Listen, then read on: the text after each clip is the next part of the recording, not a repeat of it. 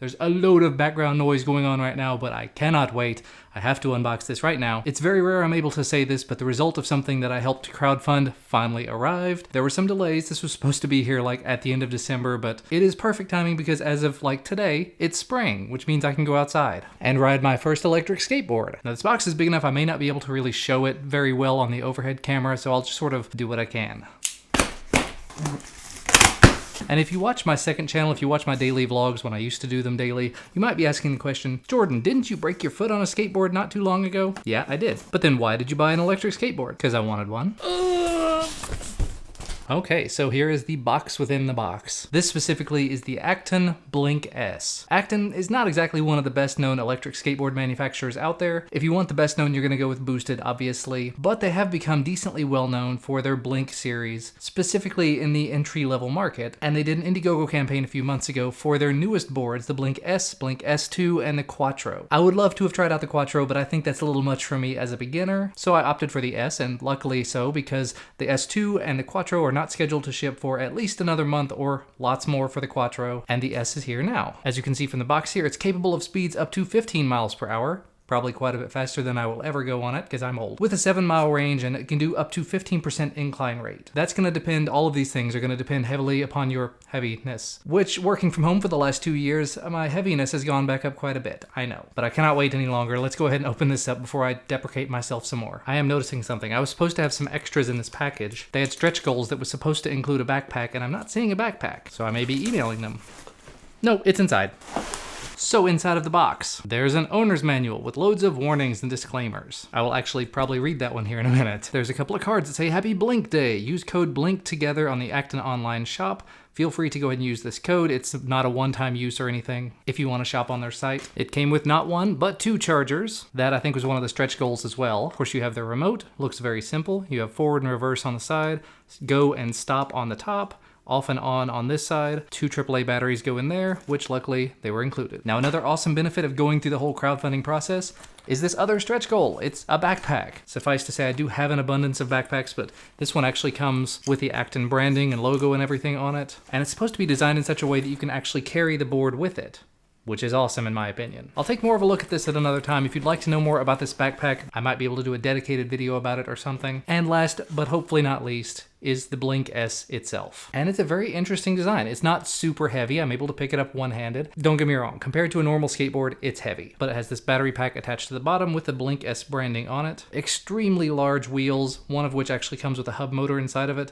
and it does provide some resistance there. It says M10 on this little connector here, so I can only assume that that's the style of connector. I don't know. Up here at the top is where you'll plug it in. So that's the little connector and an on-off button. And other than that, it's a little cruiser skateboard. It's bigger than a penny board. It's probably a little bigger than a nickel board, but smaller than like a trick skateboard. Feels very solid though. And it doesn't actually have grip tape on the top. From what I remember, it's got a spray-on grip on the majority of it. Although looking down here, it looks like there's a grip tape around this because it's kind of peeling up a little bit around this section. So maybe this center section that looks like grip tape actually is. Just rolling it back and forth on the table, the wheels are ridiculously smooth and large. And if you're looking for specifications, there you go. The deck is 27.7 inches long. The wheels are 83 millimeter with 78A hardness, meaning they're all very, very soft wheels. The weight, it says it's 10 pounds, so it's not that heavy. Max speed of 15 miles an hour with a range of 7 miles. Max incline of 15% with a max rider weight of 220 pounds. So it may be able to do all of this stuff with me on it because I weigh less than that. But it says the power is a max of 600 watts with a battery capacity of 36 volts, 2.2 amp hours, and it can recharge in 1 hour. That's another part of the reason why I picked this one up as opposed to the larger one. 1, I'm not going to need to go any faster or farther than that. And 2, 1 hour charge time as opposed to quite a bit longer for the other boards. Now looking through this guide a little bit because I definitely need to. It says there are 3 different modes for this: beginner, normal, and pro. You may change the modes using the app, so I'll have to get the app on my phone here in a minute. Please set it to beginner or normal mode using the app to start with. Only set it to normal mode when you're a comfortable rider. That'll take me some time. Only set it to pro when you're very familiar with it. So I'll go ahead now and install the Acton app here. The grip on the other side is already tearing the ends of my fingers up a little bit because I haven't been on a skateboard in a while. And then I gotta sign up. Ooh, and that was interesting. It says it's scanning over there, but I went ahead and just touched the on-off button.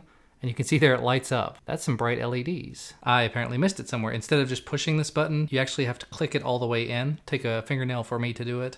But you can see these front headlights come on. They're decently bright headlights. There's a flashing red light in the back there. And inside of the app, it actually says it's connected now. I had to tap to scan it and everything, but it says 45% battery left, estimated 2.9 miles, and the mode by default is Pro. So we're gonna go ahead and just hold our finger on that. I found out by tapping a bunch of times and failing. Swipe over to beginner. That's a little better. And assuming this is paired up, there we go.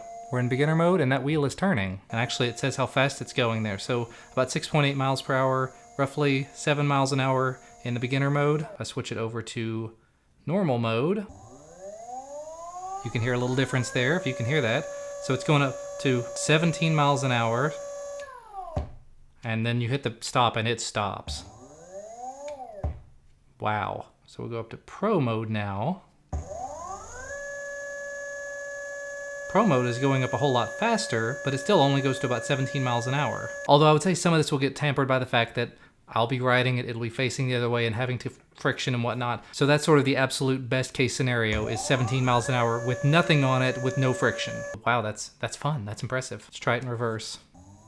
Reverse in Pro mode is much, much slower. It's ramping its way up to about 10 miles an hour though. I can't imagine going 10 miles an hour in reverse. I can't imagine going 10 miles an hour in forward. So I'm gonna switch it back over to beginner mode. There's a button up here for the lights. I don't know if you saw that. You see the headlights are on now. If I tap this button, the headlights go off. So they're good for night riding. And without wasting any more of your time, because I've been filming this for like 20 minutes now, I think it's time to actually take it out and try it.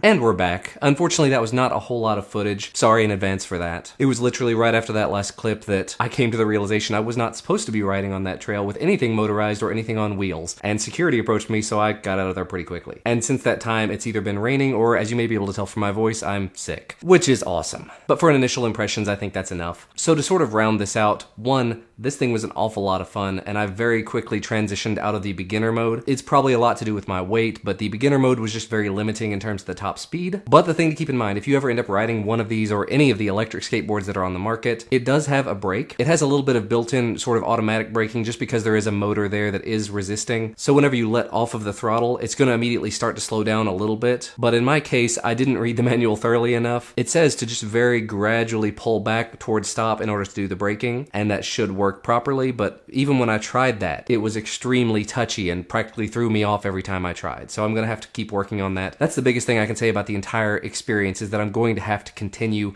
trying and continue practicing and learning and just experimenting with it and trying to find other places that I can ride it, because I'm not ready to go out on the road or anything with it. I think even at its top speed of 15 miles an hour, it's not going to be something that I would want to take on the road, which leaves me very limited in terms of where I can ride it. Maybe in the subdivision that I live in, not really at the skate park because there's not supposed to be anything motorized at the skate park, and not on the trails around the skate park because again, they don't allow anything with wheels or a motor on there either. I'll have to figure something out though. So for the price that I paid to get this, $350, I think this is going to be an awful lot of fun and something that I'm definitely going to spend some more time with moving forward. For the full-on retail price, which I think is $5.99, that may be a little bit much. So if you're interested in picking one of these things up, be on the lookout. They do coupon codes pretty frequently. As I showed you earlier in the video, I did have a coupon code that you all can use. I get no sort of commission or affiliate or anything from that. If Acton sells their stuff on Amazon, I'll link to that, and I do get a little bit of an affiliate kickback from that, but I don't think that the Blink S is there yet because they just started shipping them to the Indiegogo backers. I was in the first 100 of the Blink S backers on Indiegogo, so that's why I've got one in hands right now. So I guess let me know what you think of it down in the comment section below. It's a little bit of fun, it's something that I could afford, and something sort of a baby step into that world of electric skateboarding. And that's that. So thank you guys as always for watching. Remember to hit that thumbs up button if you like this video, and subscribe to the channel to receive all the videos I make as soon as they become available. You might also want to ting that little bell to get notifications on your phone, laptop, or desktop, because the YouTube subscription box does break pretty frequently. But thanks again for watching. I'll see you next time.